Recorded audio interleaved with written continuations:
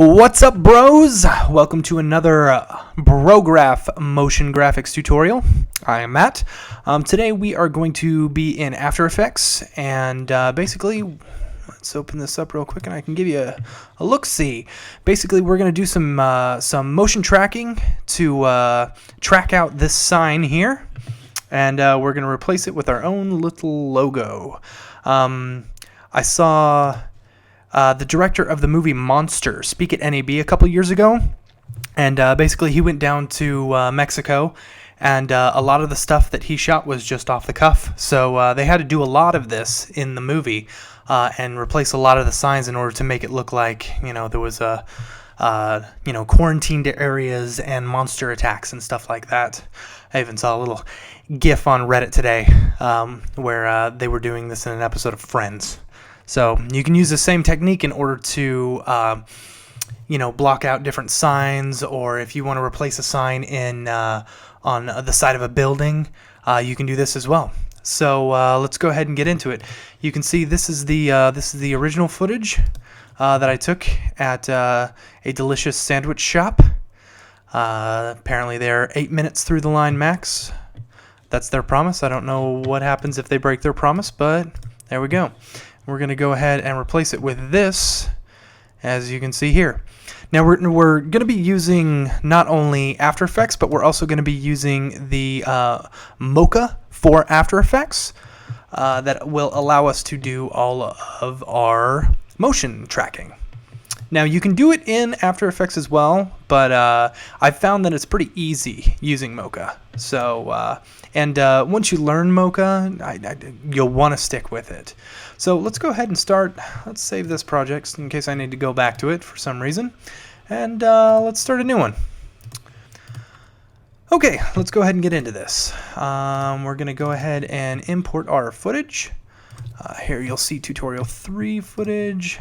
We'll have the footage for you that you can download. Then let's go ahead and make that into a new composition.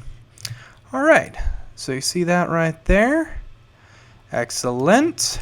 Now let's go ahead and make our text. You can bring in a Photoshop file if you want. You could actually go in and create the entire thing in Photoshop, or you can do it in After Effects. Either way is just as easy because basically what we're going to be doing is creating a sub-composition and then using that sub-comp as our image within the thing.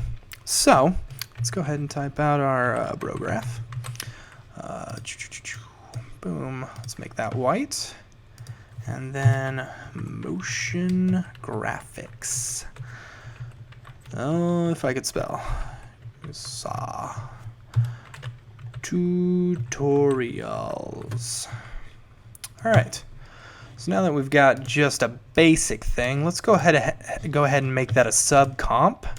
So by doing that, you do Apple Shift C, or you can go ahead and hit Layer Pre-Compose, and then we're going to move all attributes, and let's call this sign.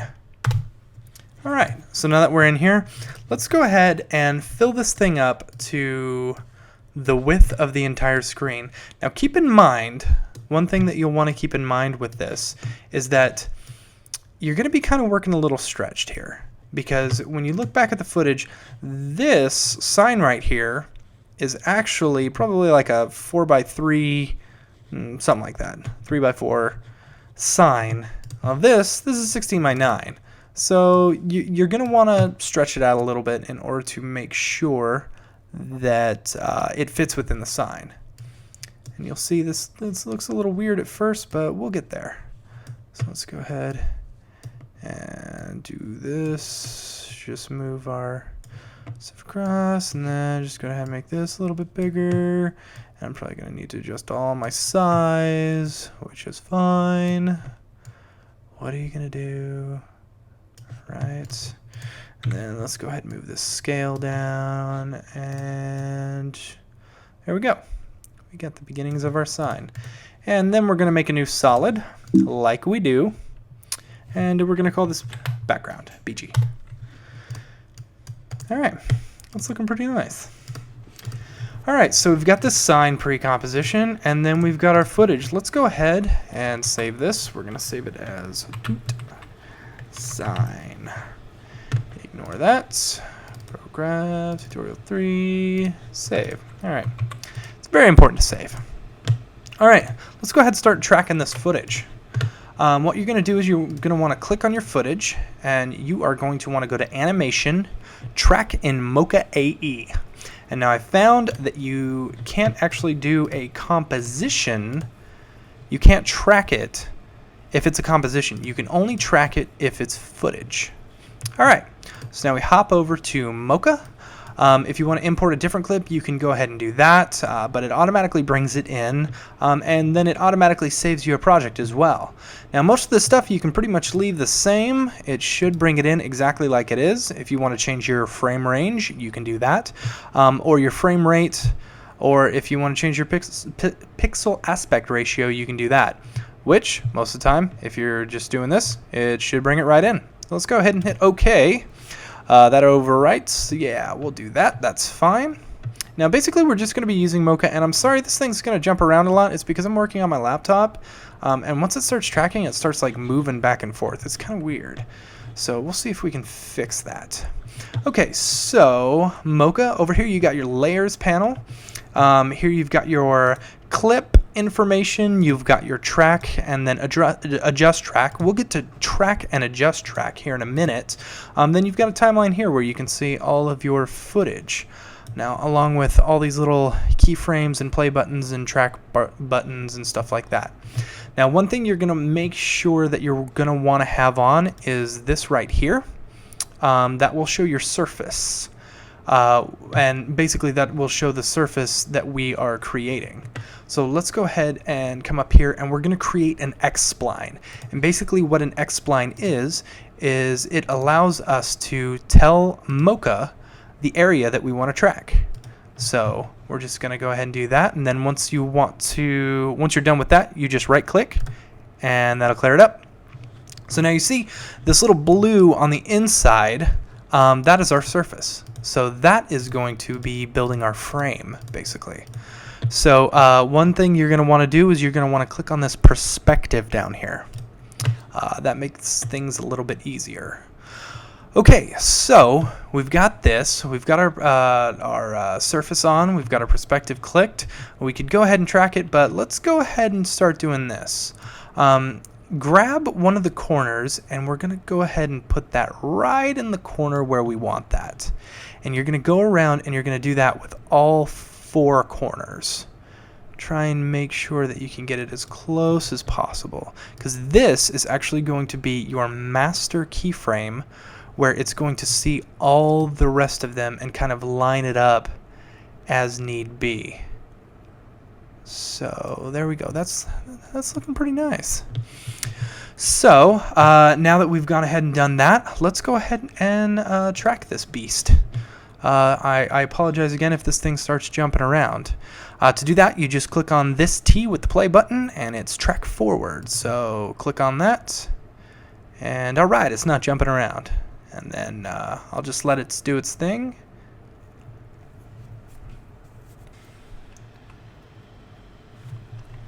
Alright, so now we've got that tracked. Mocha has gone through and tracked the entire thing, and you could kind of see as it was going along, it did a pretty good job. So now if you're shooting this footage yourself, say you're kind of doing a run and gun thing, you can grab some of those little green circle stickers and just kind of pop those in each of the corners, and that will really give you a really good track. It'll give it more to work with. So now what we're going to do on this is we're going to adjust the track. So you're going to want to go down to this tab right here. And you're going to want to set up your master, like I was saying earlier. And so they should already be set up. All we have to do is just kind of look and make sure they're good. That looks about right. Okay. Now, whoops, I accidentally messed up there. Let me go ahead and scoot back. Okay, well, you know what? We're actually going to work backwards. So basically, sometimes what you want to do normally is set your keyframes at the beginning and then at the end. Well, I did this backwards. So I set my master keyframes at the end. It really doesn't matter, but, you know, whatever. So now we're going to go ahead and go to the beginning, and we are going to click on each of these, and we're going to adjust it to where they are the same. Now you can use the X button as your hand tool and the Z button to zoom in and out. So we are going to go ahead and do that. I'm going to click on this one. And now you've got this auto button right here that will try and move it to where it thinks it actually is. And a good majority of the time it's actually pretty correct. You just need to make minor adjustments left and right. So that's the left corner. This is the top corner. Let's see how the auto fixes that. Oh, that's all right. Let's go up a little bit. Go to the right one. Hit the auto. Yeah, that looks pretty good. And then the bottom. Yeah, that one looks pretty good too. Excuse me. So then we're going to go to the middle. And basically what we're going to be doing is we're going to make sure we get our track nice and good, we're going to half this. We're going to take this in half and then take it in half again, and then take it in half again, basically until we get a pretty good track. Now with this one, I've done this one already once before, so I know it's actually not going to take more than a couple. So let's go ahead and start doing this. Now, see, you can see here, the auto didn't actually do that great, so we're going to need to move left a whole bunch as you hear me furiously click away. Okay, auto, that's pretty good there. Let's see, yeah, that's all right there. Now let's go ahead and split the difference between the two there. I think this is all we really need to do for that one. That looks all right. We go left a little bit. Okay, right there. Oh, yeah, that's all right. Let's see. I can't really see. It's kind of dark. See, that's why the motion tracking dots work really well in case you get really dark footage, like right there. Also, I shot this on my iPhone, so, you know, the quality isn't 100% great. But, you know, it's all right. All right, so let's go ahead and do that. All right, so now we've gone through, we've tracked our stuff. You can kind of see that's a pretty solid track right there. Okay, so what we're going to do is we're going to export the tracking data. Basically, we've created 4 little dots, and that's going to give us our corner pin data. So we're going to then take that and apply that to our subcomposition. So go ahead and click on the export tracking data. And under format, you're going to want After Effects corner pin supports motion blur. So click on that and then copy to clipboard. Now let's move back to After Effects, and here comes the hard part. This is the hardest part of all of it. You ready? Just click on the sign, show it up. Click on the sign, make sure you're at the beginning, and paste. Oh, that was so hard. All right, look, there you go. That's a pretty good track right there. So now there's a couple other things that you can do in order to make sure this looks pretty good. But right there you can see that's a pretty good track as it is. So let's make this look a little bit more like the background. And so let's first click on our sign. Let's add a couple of effects to this. First one we're going to want to do is add a little bit of a fast blur, because sometimes these the text and everything has a tendency in order to become really, really sharp, especially when you're dealing with like something like iPhone footage, for example. So let's do like a 0.2. Sometimes that may need to go up a little bit more. Let's try 0.4. Yeah, that's starting to look like too much. Let's split the difference there. Let's go back to 0.2. Okay, so that looks pretty good. And then what's another thing we can do? Let's add some noise. Probably about a 2% noise, because 2% noise is going to match the noise that's going on in the actual scene. And you may need to bump it up, you know, depending if you have a lot of, you know, if you had a high gain on your camera. but that's looking pretty good. Now, one last thing that we can do with this, and it's a new thing within Adobe Creative Cloud for After Effects, or After Effects Creative Cloud. It's called the Pixel Motion Blur. And basically what we're going to do is we're going to pre-compose this sign again. And we're going to move all the attributes. So we're just working with one solid composition. So we're going to call this sign pre-comp. Hit OK. And then I shouldn't have clicked on open new composition, because then let's go there. Okay, so basically what we're going to add is, it's called, what is it? Where is it at? Because I'm still getting used to it. Let's go ahead and click on our effects and presets. It's called Pixel Motion Blur. Oh, it's under time. Okay. So let's go ahead and apply that to our sign pre-comp. And basically what this does is you can adjust the shutter control to automatic or manual, the angle, the shutter samples, and the vector detail. And basically what it's going to be doing is reading the frame before and the frame after, and it's going to adjust to see how much movement there is, and then adjust the amount of motion blur for it. Because, you know, sometimes you can't just get motion blur just by clicking on this, especially if you've got just regular footage. So once we do this, let's go ahead and hit play. You can see that bit of motion blur along with it. Now, if you're getting too much, you can always bring that down. The vector detail, I believe it is. But let's go ahead and put that back up to 20. So once that plays out, and Dave talked about in Cinema 4D, the last tutorial, about a motion blur plugin called RSMB, Real Smooth Motion Blur. Well, this is kind of Adobe's version of that. Ever since they came out with the Creative Cloud, they wanted to make sure that they had the ability in order to do that motion blur